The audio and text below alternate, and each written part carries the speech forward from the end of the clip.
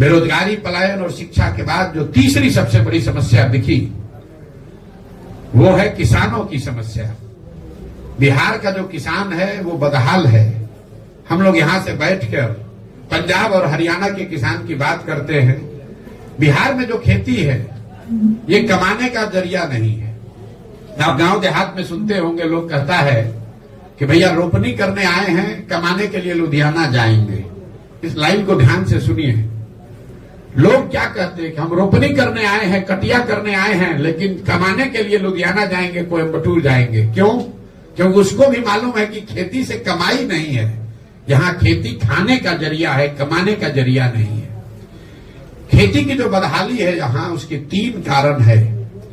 पहला कारण है बिहार में भूमि सुधार का लागू न होना।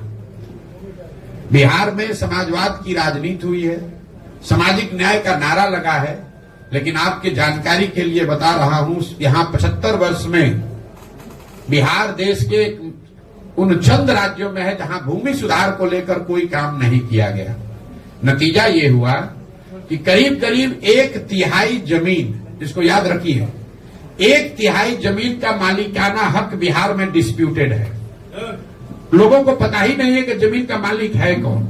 जो मालिक है वो कहीं ना कहीं उसके जमीन के कागज में दिक्कत है, उसका रसीद नहीं कट रहा है, उस पर उसको लोन नहीं मिल रहा है, उसको बेच नहीं सकता है, तो जमीन की प्रोडक्टिविटी कम हो गई।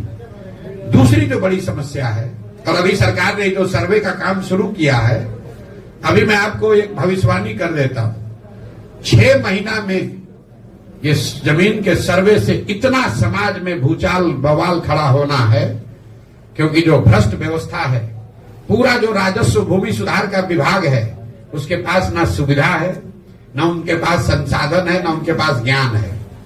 पूरी जो राजस्व की व्यवस्था है, एक अंचलाधिकारी, उसके साथ 2-3 कर्मचारी और उस कर्मचारी के साथ जुड़े हुए 5-7 अटर्नी जो कि विशुद्ध तौर पर दलाल हैं, यही लोग चला रहे हैं।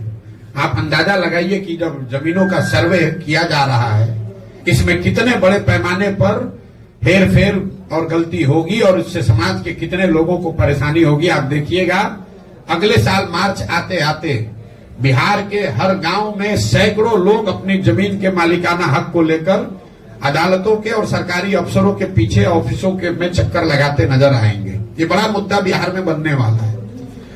दूसरी जो किसानों की समस्या है वो जल का कुप्रबंधन।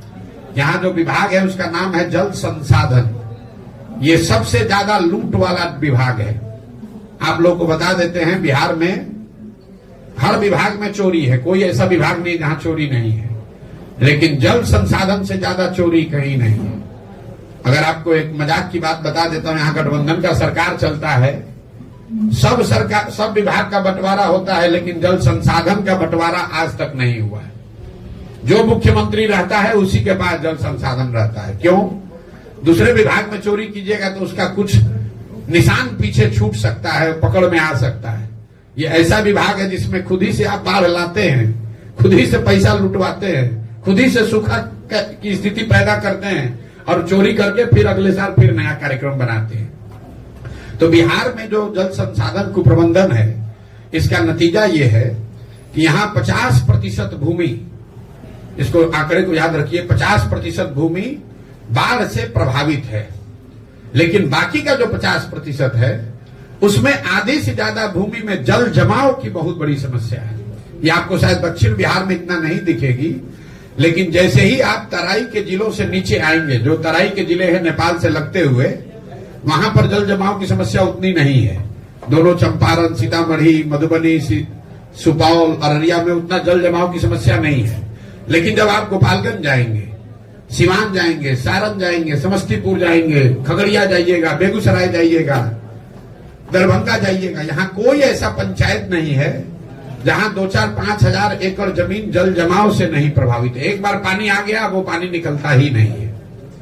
और तीसरी जो बड़ी बात है, जो दक्षिण बिहार के लिए भी ज्यादा जरूर समझने वाली बात है, बिहार एकमात्र ऐसा राज्य है जहां पिछले 10 साल में सिंचाई वाली भूमि की मात्रा 11% से कम हो गई।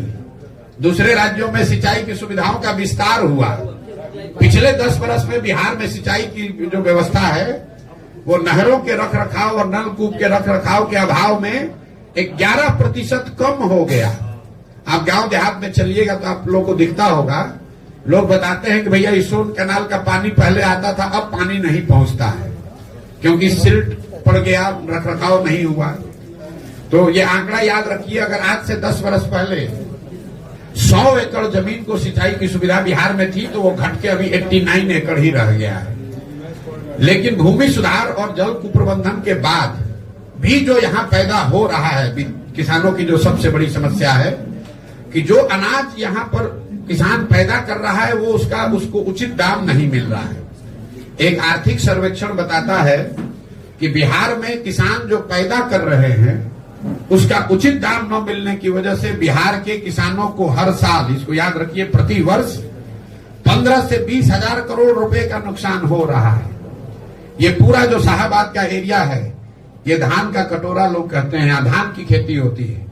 मैं आपको चुनौती दे रहा हूं, आप मुझे कोई किसान दिखाइए जिसने 2100 रुपया में, 2200 रुपया में अपना धान पिछले 2 वर्ष में बेचा हो। हर किसान यहाँ 1400, 1500, 1600 में ही अपना धान बेचा है। जो पैक्स की व्यवस्था है यहाँ, उसका आंकड़ा सुन लीजिए। हम लोग कहते हैं कि पंजाब में, हरियाणा में किसान बहुत धनी है। भैया पिछले 10 वर्ष में पंजाब में 70% धान और करीब करीब 75% गेहूं सरकारी समर्थन मूल्य पर सरकार के एजेंसियों के द्वारा खरीदा गया है। बिहार में पिछले 10 वर्ष में 13% धान, याद रखिए 13% धान और 1% गेहूं ही सरकारी एजेंसियों के द्वारा, पैक्स के द्वारा सरकारी समर्थन मूल्य पर खरीदा गया है। तो 2000 का धान जब किसान 1400, 1500 में बेचेगा तो स्वाभाविक है कि उसको नुकसान होगा ही होगा।